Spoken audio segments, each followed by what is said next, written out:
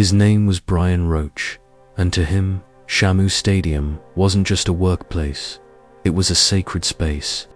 Years spent training, learning, and building bonds with these majestic creatures had led him to this point.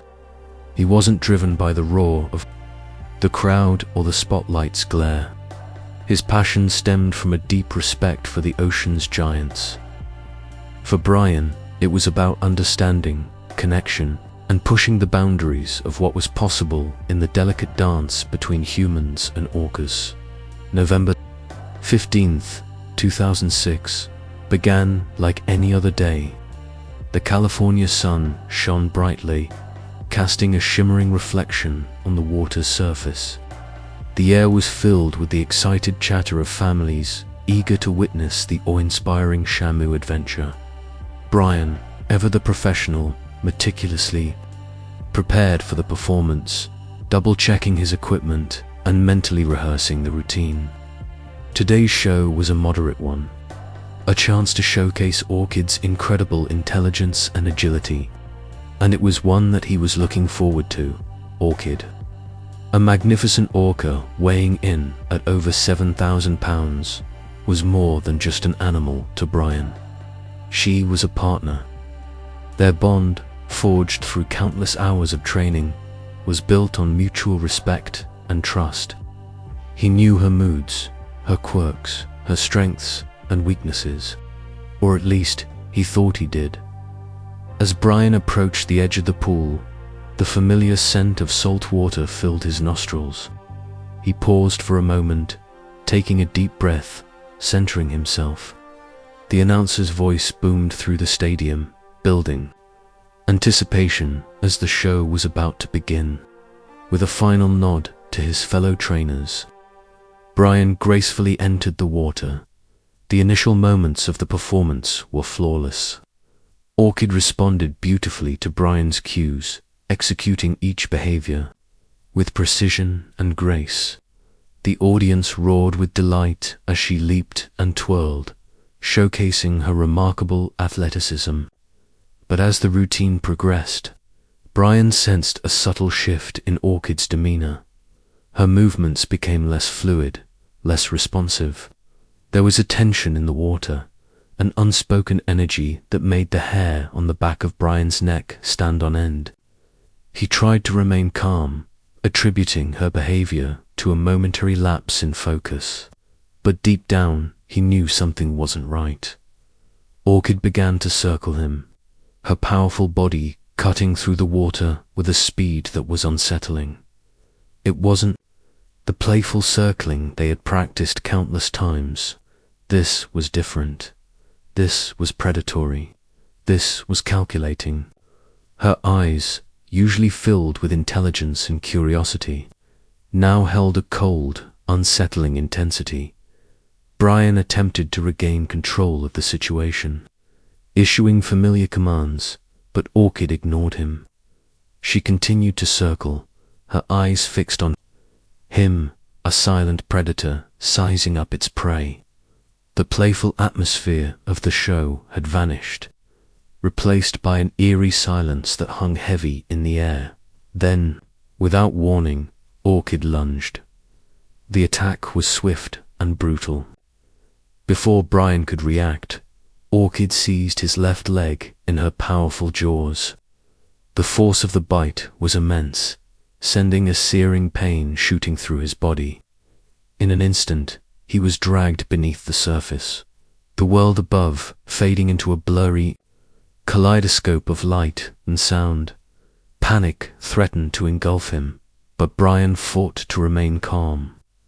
Years of training had instilled in him a sense of discipline and focus, even in the face of mortal danger. He knew that his survival depended on his ability to think clearly and act decisively. As Orchid pulled him deeper into the abyss, Brian struggled to free himself from her grip. He kicked and pulled, but her hold was unyielding. The crushing pressure of the water intensified, squeezing the air from his lungs. His vision began to blur, and his body screamed in protest. Time seemed to stretch into an eternity as Brian fought. for his life beneath the surface. He knew that every second counted, that his chances of survival diminished with each passing moment. The playful dance between man and beast had transformed into a desperate struggle for survival. He attempted to pry, Orchid's jaws open, but her grip was unshakable. The cold, dark water enveloped him, and a sense of helplessness washed over him. Was this it? Was this how it all ended? Just as he began to lose hope, Orchid suddenly released her grip. Brian shot towards the surface, his lungs burning, his heart pounding in his chest. He broke through the water, gasping for air, his body trembling with exhaustion and fear. He had survived, but the ordeal had changed him forever. The dream job had become a nightmare, and the bond he thought he shared with Orchid was shattered, replaced by a chilling realization of the inherent dangers of working with these powerful, unpredictable animals. The so-called trust, the partnership, it was always an illusion. He was a performer, she was a killer, and in that moment, Brian knew nothing would ever be the same again. Orchid, even her name, chosen to evoke beauty and grace, now carries a chilling weight, because behind the shimmering performances, behind the carefully crafted illusion of harmony between human and whale, lay a history of aggression, a litany of ignored warning signs that screamed of a creature pushed to its breaking point. Let's be clear, the attack on Brian Roach wasn't some inexplicable out-of-a-blue event. It was the culmination of years of simmering tension, of a captive orca exhibiting increasingly volatile behavior, and of a corporation seemingly more concerned with its bottom line than the well-being of its trainers and the animals in its care. Former trainers, speaking anonymously for fear of professional repercussions, paint a picture far removed from the sun-drenched smiles and synchronized swims the public witnessed. They describe Orchid as intelligent, yes, but also as dominant and unpredictable. She was a whale who tested boundaries, who seemed to understand her own power and was not afraid to exert it. Orchid was smart, recalls one former senior trainer. She knew what she could get away with. She'd push and push until you gave her what she wanted. And if you didn't, she could turn on a dime. These turns, these sudden shifts in temperament, weren't isolated incidents. There were reports of Orchid refusing commands, splashing trainers with deliberate force, and even lunging at the edge of the pool, knocking trainers off balance. One incident involved Orchid grabbing a toy being held by a trainer and refusing to release it, yanking so violently that the trainer was nearly pulled into the water. These incidents, while documented internally, were often dismissed as playful or minor behavioral issues. But were they really? Or were they desperate cries for attention? Manifestations of the frustration and psychological distress inherent in a life confined to a concrete tank. The mental toll of captivity on orcas is staggering. These are animals designed to roam vast ocean distances, to hunt cooperatively in complex social structures, to experience the richness and complexity of a natural environment, confined to a small fraction of their natural range, forced to perform repetitive tricks for food. They suffer from chronic stress, boredom, and a profound sense of deprivation. Imagine being built to swim hundreds of miles a day, says Dr. Naomi Rose, a marine mammal scientist with decades of experience studying captive orcas.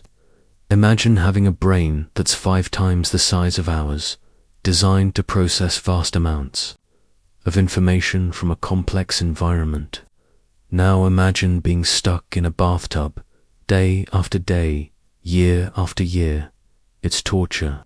The physical manifestations of this psychological distress are often overlooked.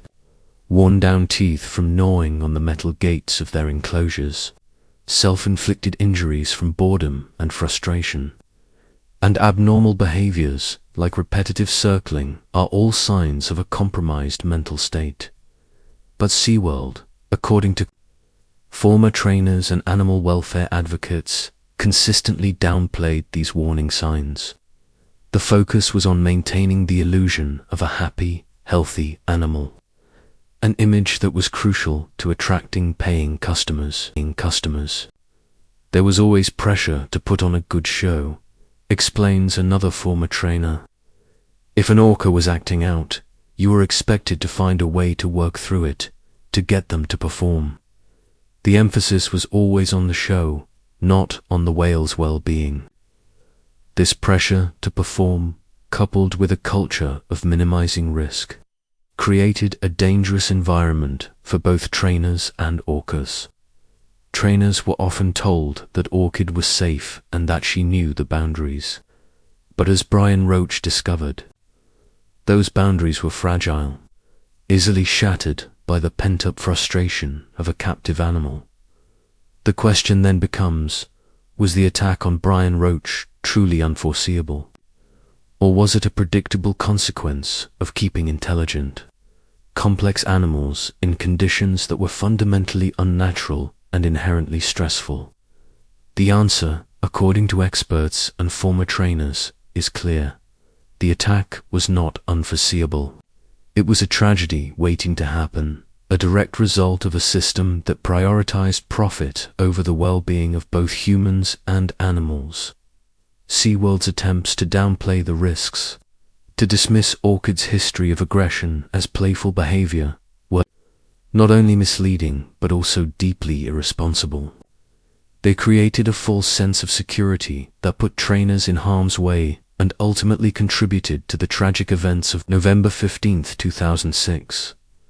The incident with Brian Roach should have served as a wake-up call, a stark reminder that keeping orcas in captivity is inherently dangerous and ethically questionable. But tragically, it was just one in a series of events that would ultimately expose the dark underbelly of the marine park industry and spark a global debate about the ethics of keeping these magnificent creatures in captivity. The world would soon realize Brian's attack was not an isolated incident, but rather a symptom of a much larger problem and cover-up, and that more people would be hurt. The immediate aftermath was a whirlwind of carefully controlled chaos. While Brian Roach was rushed to receive medical attention, SeaWorld sprung into damage control. The show was immediately cancelled, the audience ushered out with vague explanations about unforeseen circumstances. But the whispers were already spreading, fueled by the sheer, terrifying spectacle some had witnessed, even if they didn't fully understand it. Behind the scenes, it was a different story. An internal investigation was launched, the kind that prioritized risk assessment and liability over genuine concern for the well-being of their employees and the orcas. The incident report, now a matter of public record thanks to subsequent legal battles, painted a sanitized picture, downplaying the severity of the attack and carefully omitting the long history of warning signs associated with Orchid. SeaWorld's primary objective was clear: protect the brand, maintain public confidence, and keep the lucrative orca shows running. But the attack had a profound effect on the trainers, a shift in morale that couldn't be easily ignored. The illusion of control, the carefully constructed narrative of harmonious partnership between humans and orcas, had been shattered. Fear became a constant companion, lurking beneath the surface of every interaction. Trainers who had once approached their work with unwavering enthusiasm now hesitated, second-guessing every cue, acutely aware of the immense power they were dealing with and the fragility of their own position. And then there was Brian Roach. His physical wounds would eventually heal, but the psychological scars remained, a constant reminder of the day he nearly lost his life. He never spoke extensively about the attack, preferring to maintain a quiet dignity, but those close to him described a profound change in his perspective. The unwavering belief he once held in the benefits of captivity began to crumble, replaced by a growing sense of unease and regret. He questioned the ethics of confining these intelligent, complex creatures to concrete tanks, forcing them to perform for entertainment. The bond he thought he shared with Orchid was irrevocably broken, replaced by a haunting realization. These were wild animals, and their instincts could never be fully suppressed. He quietly transitioned to a less hands-on role at SeaWorld, working behind the scenes. His passion for marine life now tempered by a deep sense of responsibility and a growing conviction that things needed to change. Brian's experience, though horrific, was sadly not unique. The incident served as a chilling precursor to other, even more tragic events that would shake the foundations of SeaWorld and the entire marine park industry.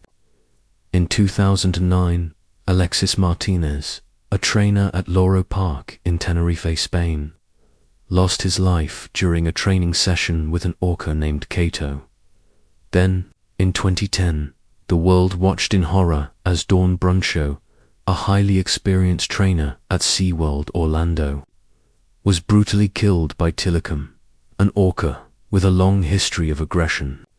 These incidents, broadcast across news outlets and social media, sparked a global outcry and forced a long overdue reckoning with the ethics of keeping orcas in captivity.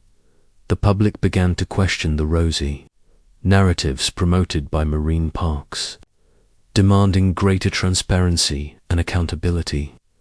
Documentaries like Blackfish, released in 2013, played a pivotal role in exposing the dark underbelly of the industry, revealing the psychological and physical toll that captivity took on these magnificent animals. The film highlighted the unnatural conditions in which orcas were kept, the forced separation of mothers and calves, and the suppression of their natural behaviors. It also featured interviews with former SeaWorld trainers who spoke candidly about the dangers they faced and the ethical dilemmas they grappled with. The impact of Blackfish was undeniable. Public opinion shifted dramatically, attendance at SeaWorld parks declined, and the company faced mounting pressure from animal rights activists, lawmakers, and the general public. Protests erupted outside park entrances, demanding the release of the orcas to sea sanctuaries. Celebrities boycotted SeaWorld, and some schools even cancelled field trips to the parks. The growing public awareness and criticism forced SeaWorld to make significant changes. In 2016, the company announced that it would end its orca breeding program and phase out its theatrical orca shows. While this was hailed as a victory by animal welfare advocates, many argued that it was not enough. The orcas, already in captivity, would continue to live out their lives in concrete tanks, deprived of the freedom and social connections they would have experienced in the wild. The debate continues to this day. While SeaWorld has made strides in improving its animal welfare standards and focusing on rescue and rehabilitation efforts, the fundamental question remains: is it ethical to confine these intelligent, sentient beings for human entertainment? The tragic events surrounding Brian Roach and the subsequent orca-related tragedies serve as a stark reminder of the inherent risks and ethical complexities involved in keeping orcas in captivity. They underscore the urgent need for a more compassionate and sustainable approach to marine conservation, one that prioritizes the well-being of these magnificent creatures and respects their right to live wild and free. The echoes of those splashes, the cries of those trainers, the somber truth remains: change must come, and it must come now.